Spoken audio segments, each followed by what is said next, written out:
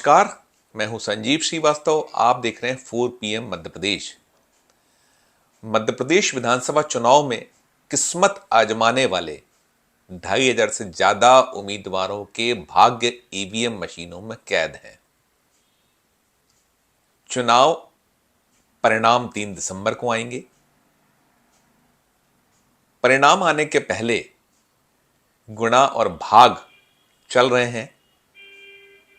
हर दूसरे व्यक्ति का एक ही सवाल होता है, चाहे वो मध्य प्रदेश का वासी हो या राजनीति में रुचि रखने वाला देश के अन्य हिस्से का कोई शख्स या दूसरे देशों में बैठे ऐसे लोग जो भारत की राजनीति, मध्य प्रदेश या जिन अन्य 4 राज्यों, कुल 5 राज्यों में विधानसभाओं के चुनाव हुए हैं, तो उन सूबों में दिलचस्पी रखने वाले साथी मित्र एक ही सवाल पूछते हैं कि ऊंट किस करवट बैठेगा।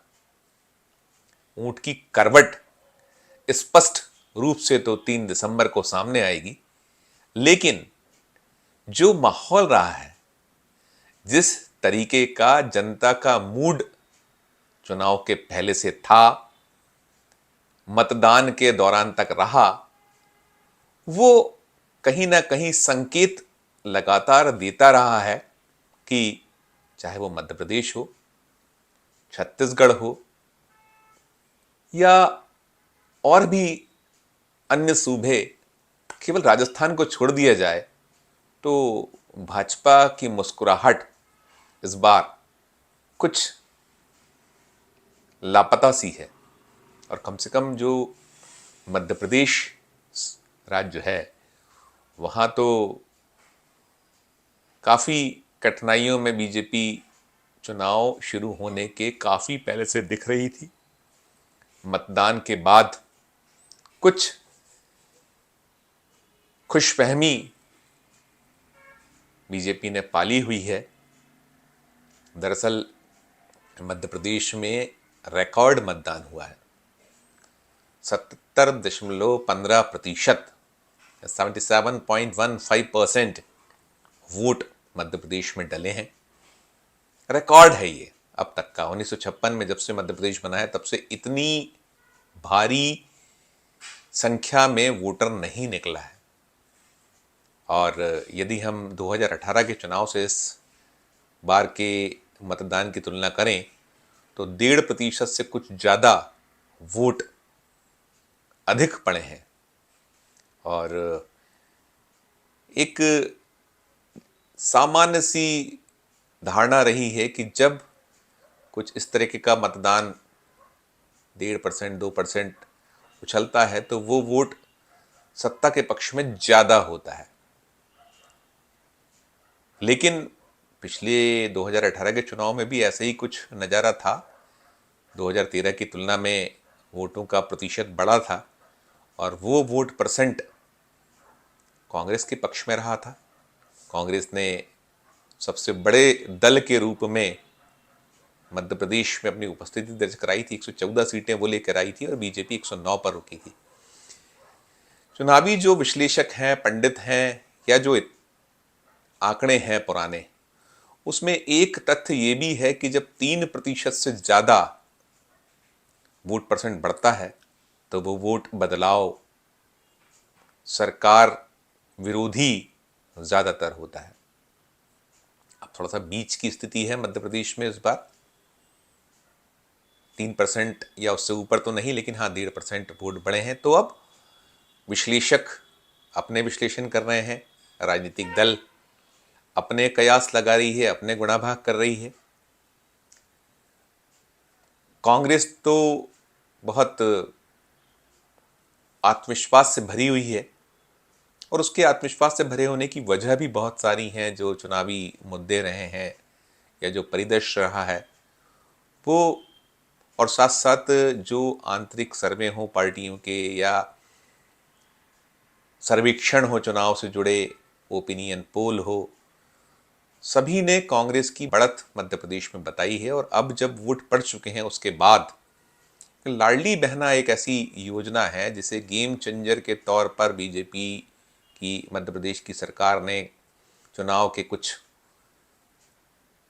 6-7 महीने पहले उसे लॉन्च किया था और करीब 5 किस्तें वोटरों को दी गई, महिलाओं को बांटा गया वो पैसा, पहले 1,000 फिर 1,250। तो जो महिलाओं के भरोसे, महिलाओं के वोटों के भरोसे बीजेपी बहुत हद तक है। और अब जब वोट डल चुके हैं, 17 नवंबर को मध्य प्रदेश में वोटिंग हो चुका है, ईवीएम मशीनों में जनादेश कैद है, तो अपने अपने दावे प्रतिदावे, गुणा भाग गणित सब चल रहे हैं। और इन्हीं सब के बीच मध्य प्रदेश में राहुल गांधी की टीम भी चुनाव के बहुत पहले से सक्रिय थी।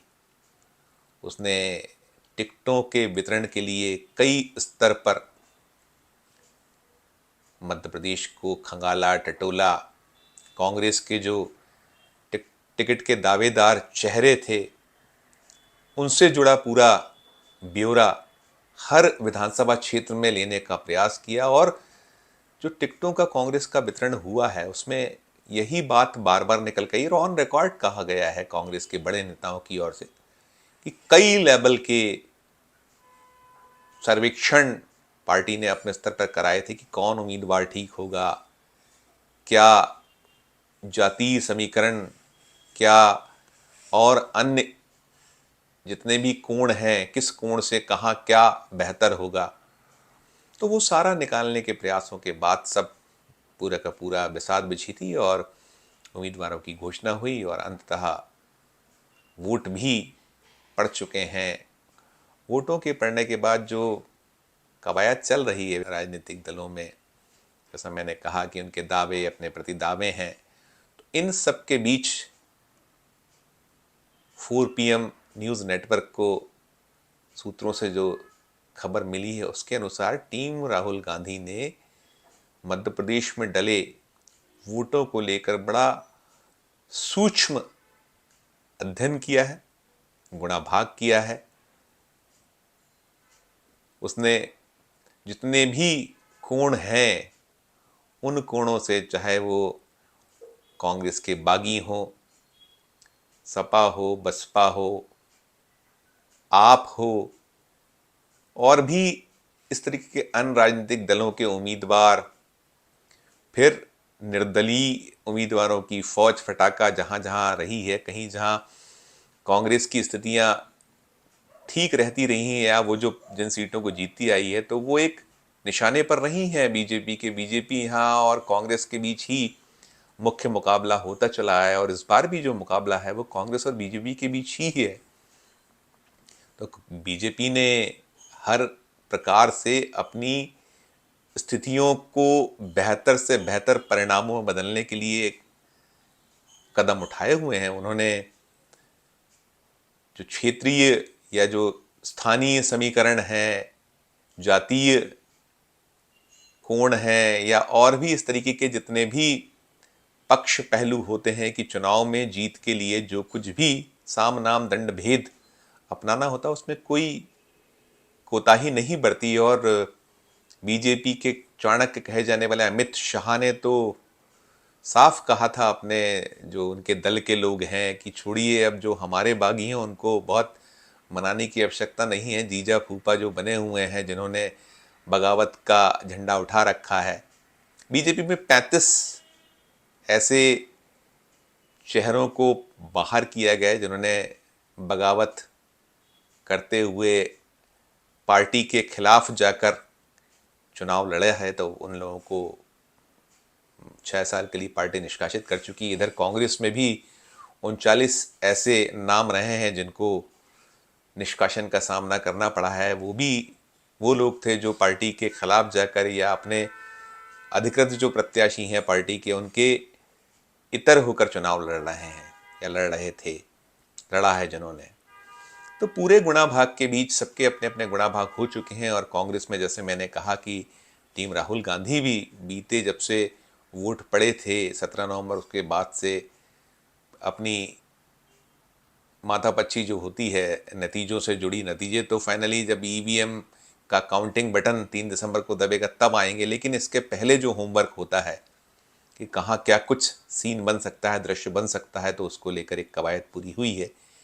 और टीम राहुल गांधी ने जो कवायद करी है, उस कवायद में बीजेपी को थोड़ा मुस्कुराने का अवसर मिल सकता है। कह सकती है बीजेपी, यदि नतीजे जो टीम राहुल गांधी ने मशक्कत करके पूरी की पूरी रिपोर्ट राहुल गांधी या केंद्रीय नेतृत्व मध्य प्रदेश का जो नेतृत्व है कांग्रेस का उस तक पहुंचाई है, तो निश्चित तौर पर भाजपा थोड़ा सा खुश हो सकती है।